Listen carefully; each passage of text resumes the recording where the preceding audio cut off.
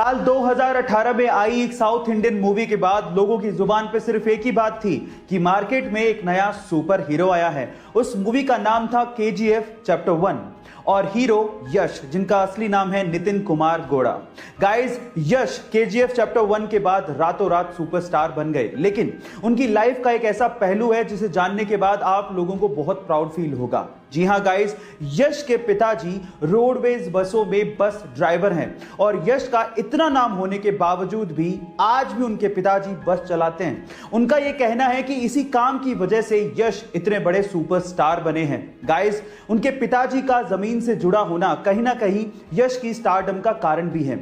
आपको यह फैक्ट जान के कैसा लगा चैट सेक्शन में जरूर लिखिएगा। क्या मैं 10वीं क्लास में पढ़ता हूं तो क्या मैं 12वीं क्लास में पढ़ता हूं तो क्या मैं शेयर मार्केट में पैसा लगा सकता हूं, क्या मैं वहां से पैसा कमा सकता हूं? क्या ये सवाल जनरली सबके दिमाग में होता है। तो मैं आज आप लोगों को एक बहुत अच्छी एक रियल घटना हुई है, मैं वो सुनाता हूं आपको और ये रियल है।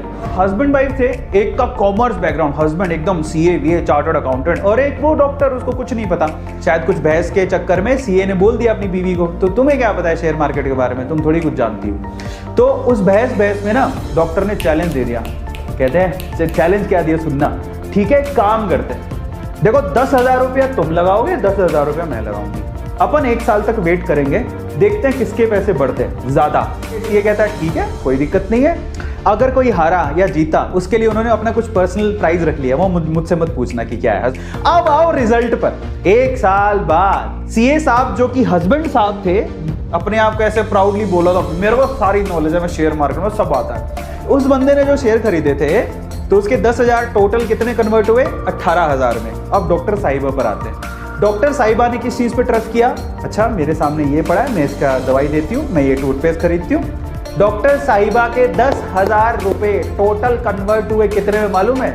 35,000 रुपए में। मतलब क्या हुआ इससे? देखो यहां पर है ना, ये भूल जाओ कि हमें बहुत तगड़ी नॉलेज होनी चाहिए तभी वो पैसा कमा सकता है। यार गुरु यानी पंडित बैठे हैं जिनको शेयर मार्केट में ना कॉमर्स की एबीसीडी सब आती है, लेकिन वो फिर भी शेयर मार्केट में पैसा नहीं कमा पाते। लेकिन वो लोग पैसा कमा जाते हैं जो बेसिक्स को देखते हैं। आप लोगों ने फास्ट एंड फ्यूरियस तो जरूर देखी होगी। इस फिल्म के और इस सीरीज के आप लोग दीवाने भी होंगे और स्पेशली दीवाने होंगे विन डीजल की एक्टिंग के, है ना गाइस? पर गाइस, क्या आपको पता है कि विन डीजल के एक्टिंग करियर की शुरुआत कैसे हुई थी?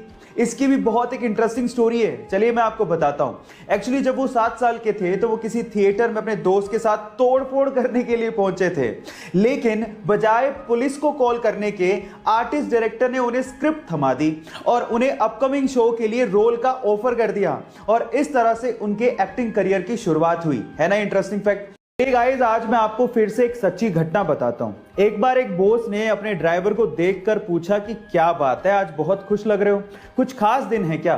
तो उस ड्राइवर ने कहा कि सर आज का दिन मेरे लिए बहुत स्पेशल है क्योंकि आज मैंने रतन टाटा जी को कार ड्राइव करते देखा। तो बॉस ने कहा कि इसमें क्या खास बात है? तो उस ड्राइवर ने कहा कि सर जब वो कार ड्राइव कर रहे थे तो मैंने उनको अभिवादन देने के लिए हाथ हिलाया और बदले में उन्होंने मुझे रिस्पॉन्ड किया, इसीलिए आज मैं बहुत खुश हूं, मेरा दिन बन गया। सच अ ग्रेट पर्सनैलिटी। गाइस, इससे यह समझ में आता है कि मनी आपको फेम दिला सकती है लेकिन हम्बलनेस आपको रियल रिस्पेक्ट दिलाती है। सो गाइस, हम्बल रहिए हमेशा। चाइना एक गजब का देश है और वहां की कंपनियों के रूल्स तो माशाअल्लाह हैं। वहां की कंपनी ने अपने कर्मचारियों के लिए एक टॉयलेट पॉलिसी निकाली है। इस पॉलिसी के तहत अगर किसी कर्मचारी को 1 से ज्यादा बार टॉयलेट जाना है तो उसको अपने बॉस की परमिशन लेनी होगी और बॉस की परमिशन के साथ साथ उस पे 20 युआन यानी कि 220 रुपए का एक जुर्माना भी लगेगा जो कि उसके बोनस से काटा जाएगा। और कंपनी का इस पे यह कहना है कि उन्होंने ये फैसला कर्मचारियों के आलसपन की वजह से लिया है। पता नहीं चीन और चीन की कंपनियां कहां पे जाके रुकेंगी। एलॉन मस्क जो कि रिसेंटली ही अमीर लोगों की सूची में नंबर 1 पर आ गए थे, उसकी वजह आप जानते हैं? उसकी वजह है टेस्ला कंपनी और उसके बढ़ते हुए शेयर प्राइसेस। लेकिन क्या आपको पता है कि एलॉन मस्क ने एक बार ट्वीट करते हुए लिखा था कि जब टेस्ला कंपनी के बुरे दिन चल रहे थे तब एलॉन चाहते थे कि एप्पल कंपनी टेस्ला को एक्वायर कर ले, लेकिन एप्पल कंपनी के सीईओ टिम कुक ने एलॉन मस्क से मिलने तक से मना कर दिया था और आज टेस्ला कंपनी दुनिया की मोस्ट वैल्यूएबल कार कंपनी है, जिसकी वजह से एलॉन मस्क दुनिया के सबसे अमीर लोगों की सूची में इतने ऊपर पहुंच गए हैं। गाइस, समय का पहिया है, एक बार जरूर घूमता है, ये सबको ध्यान रखना चाहिए। गाइस, फिर से एक केबीसी का सवाल पूछता हूं।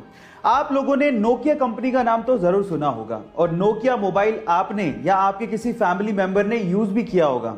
मेरा सवाल यह है कि नोकिया कंपनी या नोकिया मोबाइल का नाम नोकिया कैसे पड़ा? इसके पीछे का रीजन क्या है? नहीं जानते ना? तो चलिए मैं आपको बताता हूं। इसके पीछे का रीजन यह है कि नोकिया फिनलैंड का एक शहर है और ये वही शहर है जहां पर नोकिया के मोबाइल बनाए जाते हैं। इनफैक्ट नोकिया शहर की वजह से नोकिया कंपनी या नोकिया मोबाइल का नाम नोकिया पड़ा। है ना अमेजिंग फैक्ट? गाइस, ऐसे अमेजिंग फैक्ट्स के लिए यूट्यूब पे हमारे चैनल को सब्सक्राइब कर लीजिए और अगर